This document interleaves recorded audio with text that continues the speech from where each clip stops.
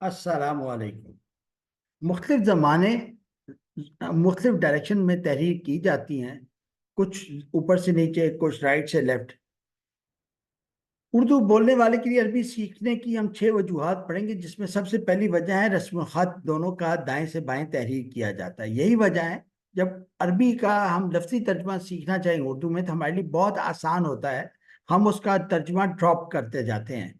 अल्हम्दुलिल्लाह ही उसी डायरेक्शन में राइट से लेफ्ट, खास हम अल्लाह के लिए।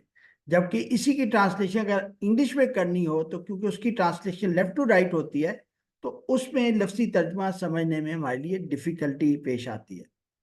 दूसरी वजह है कि अरबिक के 28 या 29 हरूफ ये तमाम के तमाम उर्दू में इस्तेमाल होते हैं, और कोई भी जुबान सीखनी हो तो उसके हरूफ तहजी याद करना हमारे लिए ज़रूरी होता है। यानी उर्दू में 10 हरूफ एक्स्ट्रा हैं, तो हमें अरबी के हरूफ तहजी नए सिरे से याद करने की ज़रूरत नहीं है। तजवीद के मुताबिक 15 हरूफ तो ऐसे हैं जो उर्दू और अरबिक में एक अंदाज से बोले जाते हैं, अलिफ जीम दाल जाल। जबकि 13 हरूफ, उसमें अदायगी में ये फ़र्क है कि अरबी में उन हरूफ के आखिर में अलिफ और उर्दू में ये लगता है जैसे अरबी में बा ता सा और उर्दू में बे ते से पढ़ा जाता है। और ये हमने देखा होगा कि अक्सर जिन्होंने तजवीद ना सीखी हो तो वो इसी तरह ही उर्दू के अंदाज में अरबी भी पढ़ते हैं। याद रखें कि जो तजवीद है ये वाजिब है, और ये डायलैक्ट एक्सेंट और प्रोनाउंसिएशन इससे बहुत आला दर्जे की चीज़ है।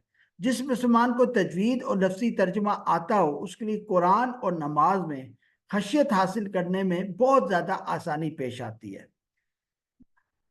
एक और चीज़ ध्यान में रखिए, तजवीद में कुछ हरूफ ऐसे हैं जिनकी अदायगी में फ़र्क आने की वजह से तर्जुमा मुख्तलिफ हो जाता है। कॉफ मोटा और कैफ बारीक पढ़ा जाए। जैसे कुल हुवल्लाहु अहद, इसमें कुल का मतलब है कह, जबकि कुल्लू नफ्सिन जायकातुल मौत में कुल का मतलब एवरी, और वकुलू वशरबू में कुल का मतलब ईट। अगर इसी कुल हुवल्लाहु अहद को अगर कुल की बजाय, मोटे पढ़ने की बजाय हल्के बारीक पढ़े कुल, तो आप देखेंगे इसका तर्जमा कितना फर्क पड़ जाता है।